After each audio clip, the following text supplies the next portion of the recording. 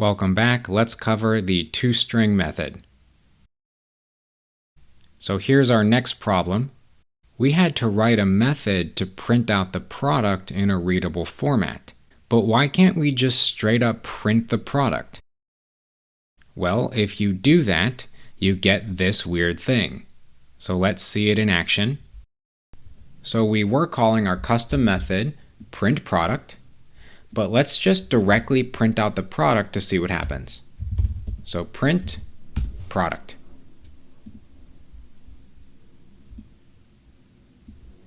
Up here is our custom method we wrote, but down here is the result of just straight up printing it. This is not very useful. Now, where did this come from? Well, there's another way to output this exact same thing. So if I do print product and then I hit dot and then call ToString and print it again, you can see that the exact same thing printed out. So what happened here is when you print an object, it implicitly calls the ToString method. And you can see this in action when you come down here and hover. You can see unnecessary ToString call. IntelliJ is saying the line of code above it already calls ToString. You don't need to manually do it. So I'm going to hold the Command key or Control on Windows, and I'm going to hover, and then I'm going to click. And now we can see the implementation for the ToString method. Notice it's in object.java. So every object that you create in Java really points back to this object.java class. So every single object that you make gets this ToString method for free. And you can see how it works. It returns a string, and it returns getClass.getName. So that corresponds with this. We called it a product, and so it prints out the name that we gave it, product. It then gives it the @ symbol. We can see the @ symbol right there. And then we can see integer.toHex string, and it passes in a hash code. We're not going to get into hash codes right now, but basically this is a representation of the object. So what we want is a sensible ToString method. We don't want this hash code thing. We want a readable string. So how do we do that?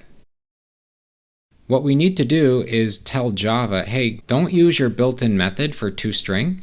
Use the one that I'm about to give you. And we have to do this with the override annotation. That's what tells Java to do this. So I'm going to close object.java, and I'm going to open product.java. Notice I did go ahead and delete one of our constructors just to give us some more room. But what I'm going to do is I'm going to say @override. Notice it turns yellow. IntelliJ likes it to be yellow. Then we're going to say public. It's going to return a string, and we have to call it ToString. And then we can do whatever we want. So I'm just going to return name plus name plus description plus description plus price plus price plus in stock plus in stock. So now let's go back over to main.java,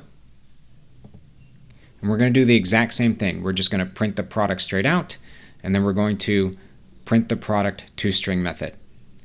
Now I am going to go ahead and comment out this print product method. We don't need it anymore. And I will print out our line of code up here as well. So now we can just see our ToString implementation. When I run this, I now get my custom ToString method and a nice sensible string. And of course, if you explicitly call the ToString method, you get the exact same thing.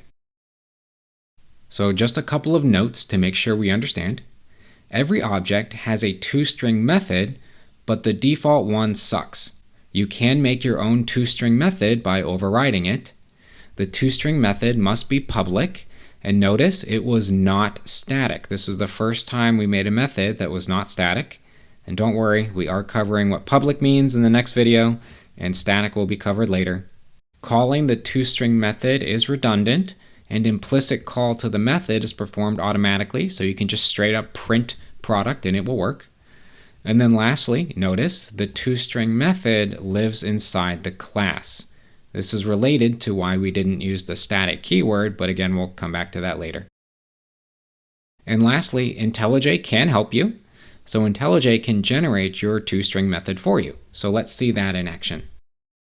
So coming back to product.java,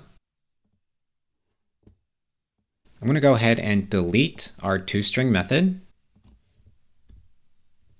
And in the class, I'm going to right click and I'm going to hover down to generate. And then I'm going to click ToString.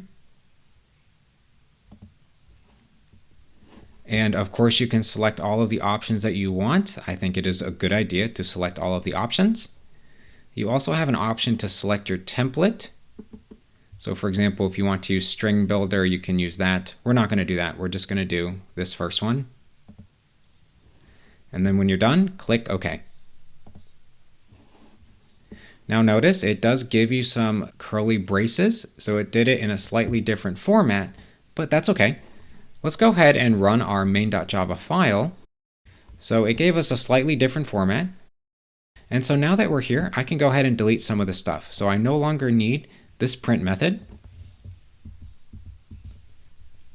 And I'm going to go ahead and delete all of this code. And then, of course, I don't need my ToString method, so I'm going to delete that as well. And now it's a lot cleaner. Okay, so this is just my opinion, but this sucks. If the default for developers is to override the default behavior, then it sucks. The default behavior should be the one that most people use. So overriding the ToString method is literally one of the first things you do every time you create a class, and other programming languages have a better default behavior. This is just FYI. So in Java 102, we'll cover Lombok, which is a library that makes ToString suck less. It does other things too, but this is one of the advantages. Regardless, you have to know it. Make sure you get comfortable with overriding the ToString method. And as always, do the homework. Good luck.